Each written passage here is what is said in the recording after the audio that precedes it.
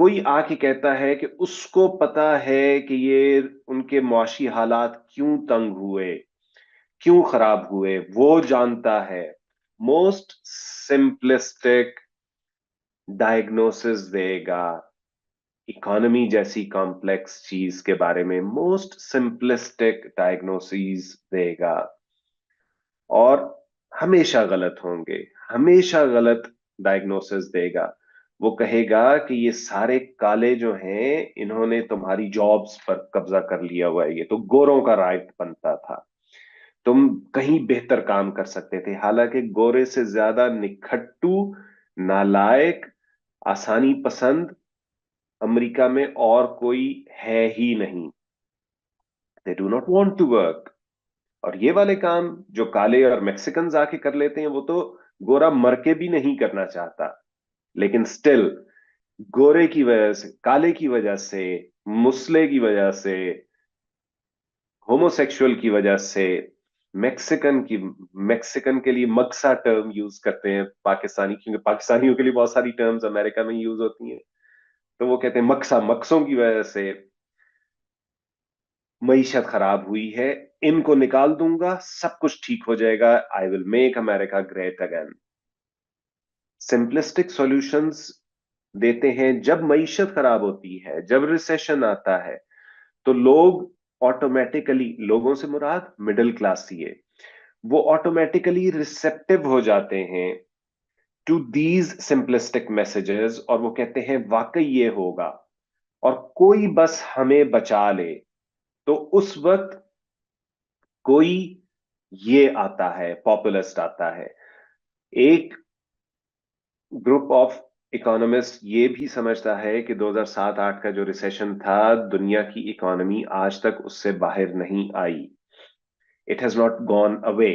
इससे पहले जो रिसेशंस होते थे, वो कुछ डाउन टर्न्स आए और उसके बाद थोड़े अरसे बाद दोबारा इकोनॉमी का बूम आ जाता था। लेकिन ये वाला रिसेशन जो है, it lingered on. It was very bad recession. It lingered on for a very long time.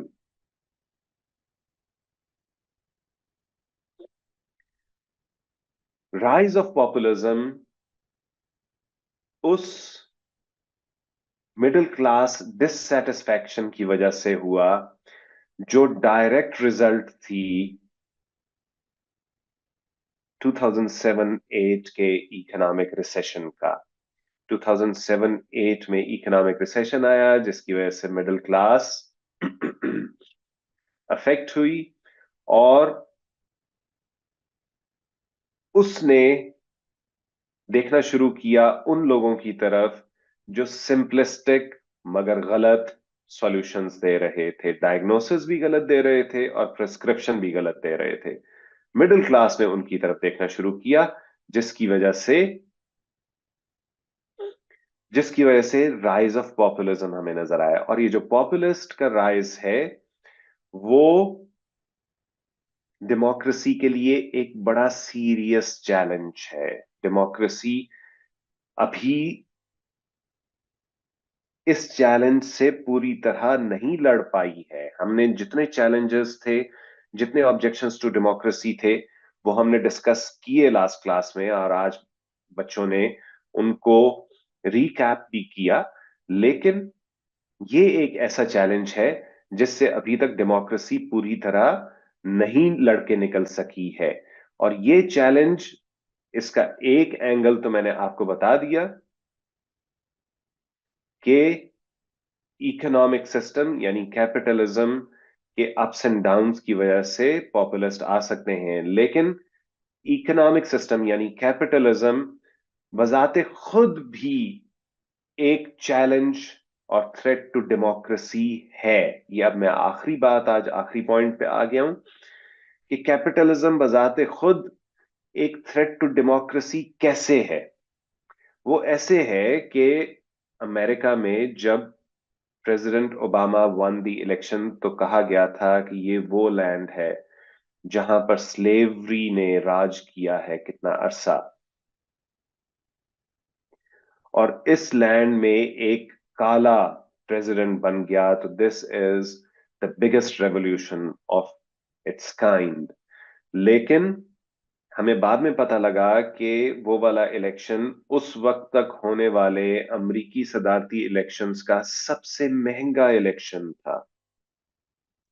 अगर वो वाकई डेमोक्रेसी का मोअज़्ज़ा था तो ओबामा को $1 लगाए बगैर जीत जाना चाहिए था, लेकिन Obama had to invest billions to win that election. और उसको स्पॉन्सरशिप, ये इन सारे इलेक्शंस के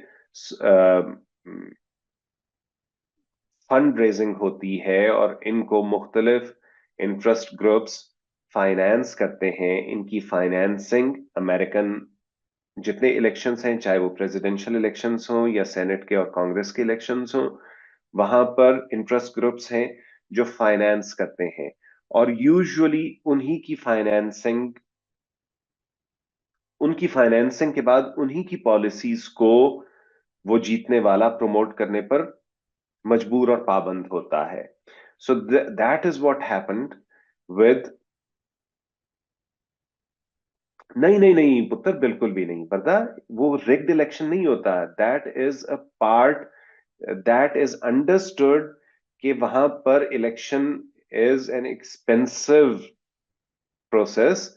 और उसकी फाइनेंसिंग किस लिए चाहिए होती है? उनकी मीडिया कैंपेन के लिए, उनकी उनकी कन्वेंसिंग के लिए उन्होंने कॉन्फ्रेंसेस करनी है, सेमिनार्स करने हैं, लोगों तक पहुंचना है। वो सारा जो है फाइनेंस मुख्तलिफ ग्रुप्स करते हैं। It wasn't every election in America depends on these financiers. वो फाइनेंस करते हैं तो लोगों के पास इतने पैसे आते हैं। तो पाकिस्तान में भी हमारी हमारे हाथ तो चलो फिर भी आपको इक्का दुक्का जमशेद दस्ती जैसे लोग नजर आ जाते हैं जो अवामी होते हैं और लोगों के डाउन ट्रॉडन मासेस में से उठ के आए होते हैं। तो वो आपको हमारे इलेक्शन में फिर भी ऐसे लोग नजर आ जाते हैं, गो के होते कम हैं, जो बगैर कोई पैसा लगाए भी जीत जाते हैं। लेकिन यूजुअली यहां पर भी रूल, पाकिस्तान में भी रूल यही है कि यहां पर भी, पाकिस्तान में भी election is a very expensive project. It's a very expensive project. करोड़ों में खर्चा करना होता है। एक एमएनए की सीट जीतने के लिए करोड़ों का खर्चा होता है। और एक एमपीए की सीट जीतने के लिए भी करोड़ से ऊपर का खर्चा चाहिए होता है। मेनी करोड़ का खर्चा चाहिए होता है। तो that is a problem, that is a challenge जिससे अभी तक डेमोक्रेसी इससे भी नहीं लड़ सकी थी पूरी तरह। Democracy is striving, it is striving कि वो इक्विटेबल, क्योंकि वो वन पर्सन वन वोट पर बिलीव रखती है, इक्वालिटी ऑफ वोटर पर बिलीफ रखती है, तो इसलिए उसे equality of distribution of resources की तरफ भी जाना चाहिए। वो कोशिश ये जरूर करती है, लेकिन द फैक्ट रिमेन्स कि आज भी दुनिया भर में electioneering is very expensive. It requires a lot of investment. और जो लोग इन्वेस्ट करते हैं इलेक्शन में, जो किसी भी कैंडिडेट को सपोर्ट कर रहे होते हैं, वो इंश्योर करते हैं कि उनकी इंडस्ट्री के खिलाफ, उनके बिजनेस के खिलाफ कोई लेजिस्लेशन ना हो सके, कोई कानून साजी ना हो सके। वन रीजन वाई अमेरिका इतने ज्यादा गन वायलेंस के बावजूद आज तक गन्स इंडस्ट्री, वेपन्स इंडस्ट्री के खिलाफ कोई इफेक्टिव लेजिस्लेशन नहीं कर सका, वो इसलिए कि गन्स के जो मेकर्स हैं, मैन्युफैक्चरर्स हैं, उस इंडस्ट्री के रिप्रेजेंटेटिव्स वो इलेक्शंस को फाइनेंस करते हैं। और they will make sure, they will ensure, finance करने से पहले दे विल इंश्योर कि no legislation gets passed which harms their interests. कि फला amendment to the American constitution, उसके तहत उनको right to carry a gun, वो हर अमेरिकन का राइट है, बस वो इसी के पीछे छुपते हैं। और this factor that capitalism poses a challenge to democracy, और डेमोक्रेसी अपने प्रॉमिस पे पूरी तरह डेवलप नहीं कर पाती, because the people who make it to the corridors of power have come or do come to those corridors after receiving investment from vested interest groups.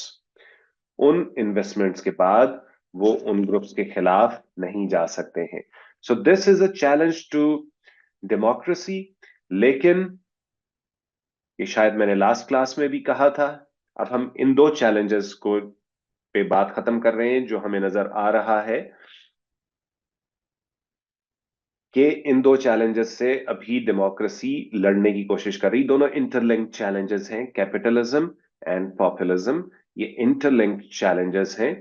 Democracy इनसे negotiate करने की और लड़ने की कोशिश कर रही है। और लास्ट क्लास में हमने एक स्टेटमेंट सुनी थी, और वो थी कि the cure for the ills of democracy is, कौन बताएगा मुझे?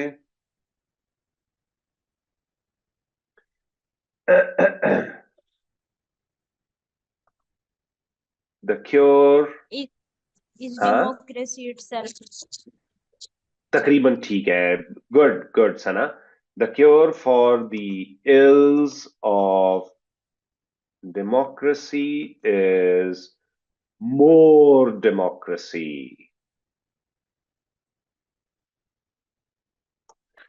The cure for the ills of democracy is more democracy. ठीक है, तो